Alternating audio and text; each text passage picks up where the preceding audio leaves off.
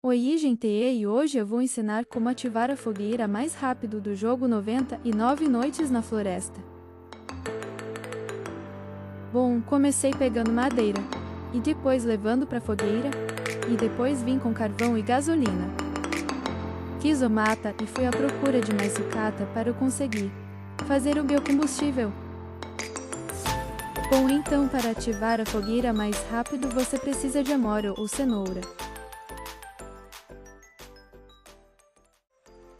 De vez em quando você pode usar algumas carne de coelho para ajudar a avançar a fogueira. Ou pode pegar pé de coelho ou pele de lobo, ou se não pele de lobo alta, para te ajudar a ativar a fogueira mais rápido.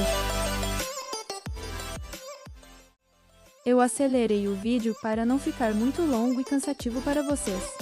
Mas eu espero ter ajudado vocês aí. Bom, fiquem com o vídeo aí, pessoal.